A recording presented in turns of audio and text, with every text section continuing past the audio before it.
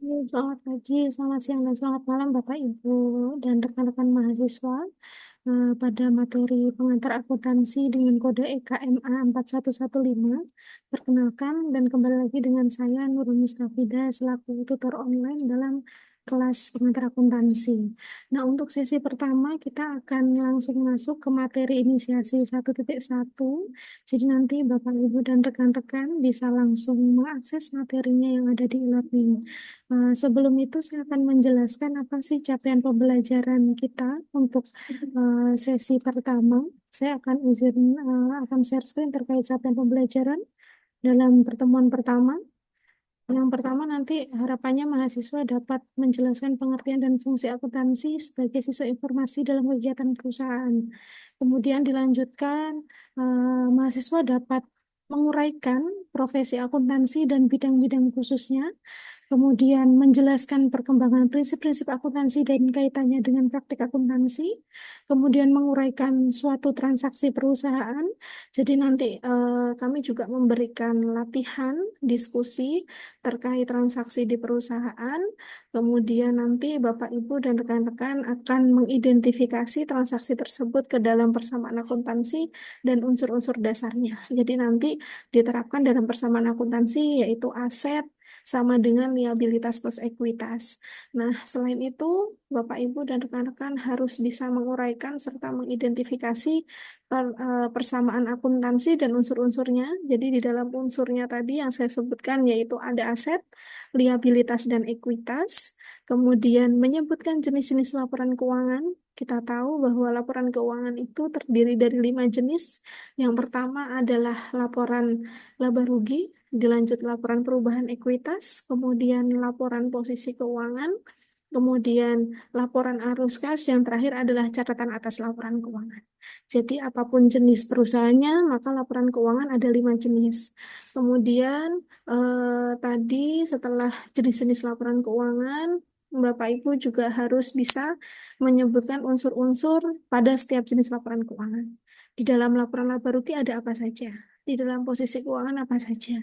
Nah, itu nanti Bapak Ibu bisa mengakses materinya ada di modul ataupun di PPT yang sudah kami upload di e-learning.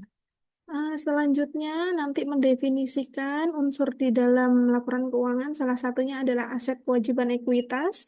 Jika kita melihat 3 unsur ini, maka ini adalah unsur yang ada di laporan posisi keuangan. Nah, Bapak Ibu serta rekan-rekan bisa melihat definisi apa sih yang disebut dengan aset, kemudian apa sih kewajiban dan apa ekuitas. Jadi kalau kita tahu berarti aset itu kan sumber daya ya, sumber daya perusahaan. Kewajiban itu berarti yang harus dibayar, yang menjadi tanggung jawab dan kewajiban dari perusahaan. Ekuitas ini berarti bisa diartikan istilah lainnya adalah modal. Nah, di dalam ekuitas nanti ada beberapa unsur, mulai dari pendanaan eksternal seperti saham, obligasi, ada juga saldo laba atau laba ditahan, dan modal dari perusahaan sendiri. Kemudian yang ke-10 bisa menjelaskan klasifikasi umum terkait akun dari perusahaan kecil atau sederhana. Nanti Bapak Ibu bisa melihat komponen-komponen. Kalau perusahaan kecil kita bisa katakan UMKM ya. Tapi perlu diketahui bahwa UMKM yang saya katakan di sini adalah UMKM yang sudah membuat laporan keuangan.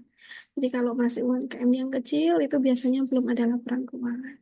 Jadi nanti klasifikasi umum akun, Bapak Ibu minimal bisa melihat dari firma atau CV. Atau kalau mau melihat bisa mendownload di EDX, kemudian melihat laporan keuangan dari perusahaan-perusahaan yang go public. Tapi biasanya akunnya lebih rumit. Jadi kami sarankan nanti Bapak Ibu bisa melihat untuk akun-akun di perusahaan yang kecil atau sederhana seperti CV ataupun firma. Kemudian yang ke-11 adalah memaparkan dan merancang umum akun dan mendemonstrasikannya untuk perusahaan kecil atau sederhana. Jadi nanti bagaimana jika akun tersebut digunakan dalam laporan keuangan perusahaan kecil atau UMKM. Selain itu, dapat menjelaskan sifat-sifat suatu akun dan aturan umum debit kredit. Nah, karena kita di akuntansi, maka kita harus paham debit dan kredit. Nah, Bapak Ibu, nanti setelah melihat apa sih debit kredit dan untuk akun aset, misal saldo normalnya di mana, maka nanti Bapak Ibu di capaian pembelajaran di 13 harus paham terkait saldo normal atau saldo positif dari setiap jenis akun. Jadi kalau kita lihat aset, maka aset itu bertambah semua akun ya. Di aset yang sifatnya positif itu bertambah di sisi debit. Maka ketika dia ada penambahan apa kondisi bertambah untuk sisi aset misal kas, maka saldo normalnya atau kita akan menjurnalnya di sisi debit. Nah, berlawanan dengan aset untuk akun-akun yang ada di posisi keuangan sisi kanan, yaitu liabilitas dan ekuitas. Ketika mereka bertambah, maka akan mempengaruhi saldo di sisi kredit. Nah, maka nanti Bapak, Ibu, dan rekan-rekan harus bisa membedakan dan memahami, bahkan kalau bisa dihafal begitu ya, untuk mempermudah di mana sih saldo normal atau saldo positif untuk setiap akun yang ada di posisi keuangan.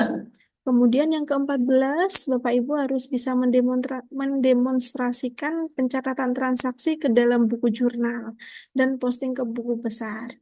Jadi akuntansi itu tidak bisa kalau tidak diposting, Ibu-ibu, Bapak-bapak. Jadi ketika ada transaksi, meskipun kita mencatat, tapi kalau tidak di jurnal dan tidak diposting, maka itu belum tercatat. Maka nanti setelah ada transaksi, langkah kita ketika setelah kita bisa mengidentifikasi di mana letak saldo normalnya, maka kita harus menjurnal. Nah, setelah jurnal, prosesnya adalah posting ke buku besar. Nah, setelah buku besar selesai, maka nanti tugas selanjutnya adalah menyusun neraca saldo. Nah, neraca saldo ini untuk melihat apakah ada kesalahan-kesalahan yang terjadi atas penjurnalan dan pembukuan.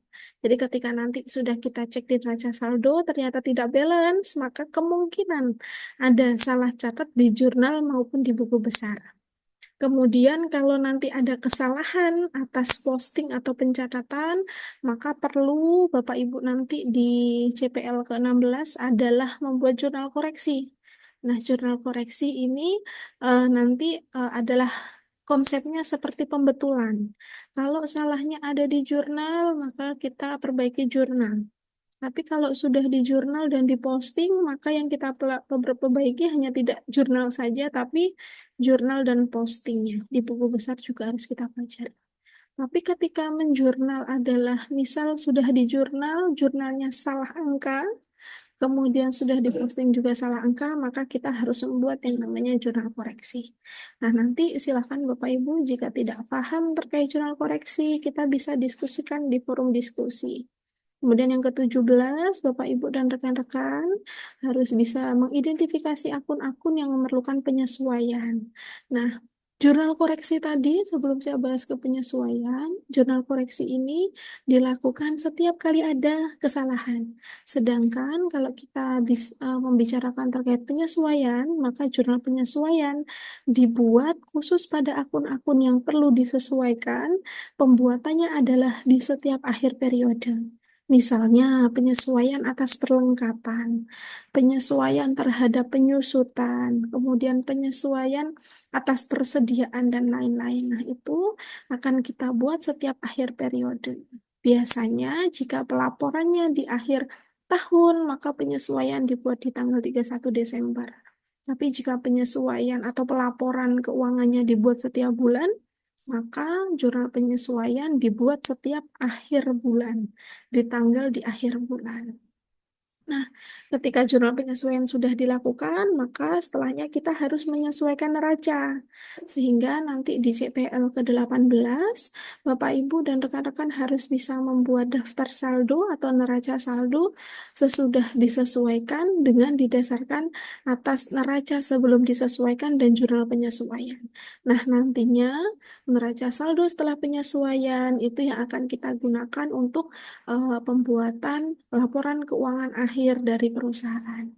Oke, jadi atas 8 capaian tersebut, harapan kami Bapak Ibu bisa mencapai semuanya.